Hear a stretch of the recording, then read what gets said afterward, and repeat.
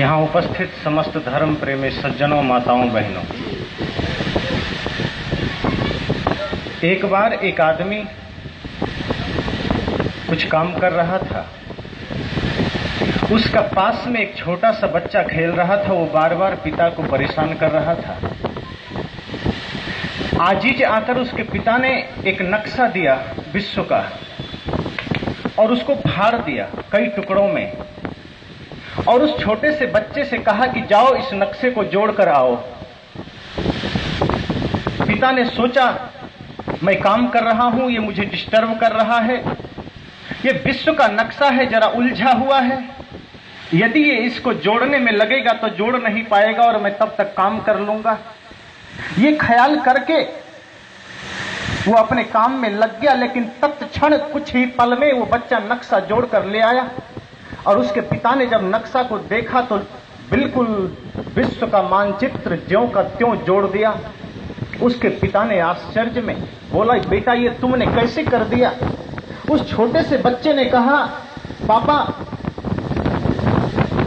सामने पूरे विश्व का नक्शा है, पूरे विश्व का मानचित्र है, लेकिन इस कागज के पिछले भाग में एक इंसान का नक्शा था, एक इंसान का चित्र था, और मैंने इंसान को जोड़ा है, मैंने इंसान के हाथ पांव सिर पैर को जोड़ा है और यह विश्व अपने आप जुड़ गया। अगर इंसानियत को जोड़ा जाए, एक दूसरे के दिल को जोड़ा जाए, तो यह पूरा विश्व जुड़ सकता है, अन्यथा कोई रास्ता नहीं एक दूसरे को जोड़ने का। जिस अवसर पर यह आयोजन है, जिस उद्देश्य को लेकर यह आयोजन है, सबसे पहली बात हिंदू धर्म। धर्म क्या है? किसी संत ने कहा, धर्म न हिंदू बौद्ध है, धर्म न मुस्लिम जैन, धर्म मन की पवित्रता, धर्म शांति सुख चैन। हिंदू एक जीवन दर्शन है, एक जीवन शैली है, ये संप्रदाय नहीं, ये मत पंथ नहीं, एक जीवन दर्शन है। और इसका सीधा मतलब है जो हिंसा से दूर है। हिंसा से दूर होने का ये मतलब नहीं कि कोई व्यक्ति इतना अहिंसावादी हो जाए, इतना निराशावादी हो जाए कि सीमा पर कोई भी घुसकर हमारे जवानों की हत्या कर दे, कि कहीं भी किसी मंदिर, किसी गुरुद्वारे या किसी भी व्यक्ति के पास आकर उसका नुकसान कर जाए। अहिंसा का मतलब ये नहीं होता। जिस प्रकार भगवान श्री राम ने मर्यादा के उच्चतम शिखर पर विराजमान होकर दुनिया को प्रेम का संदेश दिया, मर्यादा का संदेश दिया, तो वहीं दूसरी ओर जब राष्ट्र पर विपत्ति आई, नारी शक्ति पर विपत्ति आई, तो गांडी धनुष बाण उठाकर उन्होंने दुश्मनों का प्रतिकार भी किया। जहां एक और भगवान श्री कृष्ण ने प्रेम की मधुर बंसी बजाई, जहां उन्होंने प्रेम का संदेश पूरी जनमानस को दिया, वहीं जब बात आ गई देश की, बात आ गई मातृभूमि की, बात आ गई इस भूमि की, तब उन्होंने सुदर्शन चक्र भी उठाया। ये अहिंसा धर्म है, ये अहिंसा है। अहिंसा का ये मतलब नहीं होता कि सीमा पर लोग खुले घूमे, कि कोई भी आ जाए, कोई भी चला जाए। राष्ट्र धर्म का पालन करना भी परम अहिंसा है। और जो व्यक्ति राष्ट्र धर्म से वंचित है, उसके जीवन में कभी धर्म उद्घाटित नहीं हो सकता। ये धर्म जागरण मंच से मैं एक और निवेदन कर दूं, धर्म जागरण ये सिर्फ पंडालों में नहीं होना चाहिए, धर्म जागरण सिर्फ पत्र पत्रिकाओं में नहीं होना चाहिए, ये धर्म जागरण हमारे बच्चों तक पहुंचना चाहिए, जिन्हें आज धर्म का कोई ज्ञान नहीं है, जिन्हें आज अपने भारत के महापुरुषों का ज्ञान नहीं, जिन्हें आज अपने भारत के शहीदों का ज्ञान नहीं। राम कौन है, कृष्ण कौन है, बुद्ध महावीर कौन है, ये हमारे बच्चे नहीं जानते। आज अपने बच्चों से पूछना राम कौन है, वो सिर खुजलाते हैं, लेकिन उन्हें पूछना शाहरुख खान कौन है, वो जानता है। ये आपकी जिम्मेदारी है, ये आपकी गलती है। आज हमारे बच्चे मां सीता को नहीं जानते, हमारे बहनें लक्ष्मीबाई को नहीं जानते, मां सबरी को नहीं जानते, लेकिन फिल्मी हीरोइन को वो जानते हैं। ये आपकी गलती है। जरा धर्म को जागरण करना है तो अपने घर में ले जाना, धर्म को अपने टेबल पर ले जाना, अपने रसोई घर में ले जाना, अपने खेत में ले जाना, उस धर्म को अपने हृदय में ले जाना, तब धर्म का जागरण होगा। अन्यथा ये देश निश्चित ही, हम सुन रहे थे एक बार पुनः 800 साल जो हमने भोगा है, 250 साल जो अंग्रेजों के हाथ हमने भोगा है, वो स्थिति आ सकती है।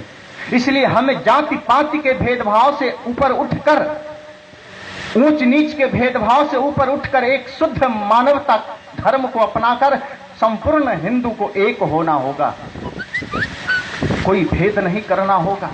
ये न सोचना, ये ख्याल मत करना कि वो त्याज्य है, वो ग्रहण योग्य है। पूरे समाज के लोग हमारे अपने हैं और उसे प्यार देना होगा, प्यार से अपना बनेगा। कोई एक दूसरे को बनाने के लिए कोई फेविकॉल नहीं जो दो आदमी को जोड़ा जा सके। इस धरती पर अगर किसी को एक बनाया जा सकता है वो प्रेम है और यही धर्म है। ये प्रेम, ये धर्म की आवश्यकता है। तो इस धर्म हिंदू जागरण संत समरसता संत समागम मंच से मेरा आह्वान है संपूर्ण भारत के लिए कि आज जिस प्रकार पाकिस्तान में हिंदू प्रताड़ित होते हैं, कोई आवाज उठाने वाला नहीं। जहां आजादी के समय हिंदू काफी संख्या में थे लेकिन आज वो 1% पर आ गए। बांग्लादेश में 71 के समय हिंदुओं की जनसंख्या 28% थी, अभी 8% पर आ गई। उस पर कोई आवाज उठाने वाला नहीं। लेकिन आज इस भारत में जिसका राष्ट्रपति हिंदू हो, जिसका प्रधानमंत्री हिंदू हो, जिसका सुप्रीम कोर्ट का जज हिंदू हो, जिसके तीनों सेना के अध्यक्ष हिंदू हो, वहां हमें सोचना पड़ता है कि राम का मंदिर कैसे बनेगा। लेकिन अब ये नहीं चलेगा। आंधियां चलने लगी, ज्वार अब पैदा करो, कंठ में क्रंदन नहीं हुंकार अब पैदा करो। फिर से सजने लगी है कुरुक्षेत्री समय की भूमिका। पार्थ तुम गांडी में टंकार फिर पैदा करो। और फिर भी नहीं हुआ तो याचना नहीं अब रन होगा, जीवन जैया का मरण होगा। टकराएंगे नक्षत्र निकर, बरसेगी भू पर बहनी प्रखर। ये स्थिति भी आ सकती है, लेकिन हम सबको पहले एक होना होगा। हृदय से एक दूसरे को प्यार देकर हम एकता के सूत्र में बंधे तो कुछ भी असंभव नहीं है। पुनः वो अखंड भारत का सपना हमारा साकार होगा जो महर्षि चाणक्य ने स्थापित किया था। वो भारत हमें चाहिए। इसके लिए हम सबको आपसी भेदभाव को मिटाकर एक होना होगा। बस इतना ही कहकर जय हिंद, जय भारत। बहुत बहुत आभार।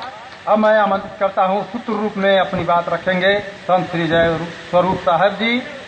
संत श्री जय स्वरूप साहब जी 2 मिनट में सूत्र रूप में अपने आशीर्वचन स्वरूप बात।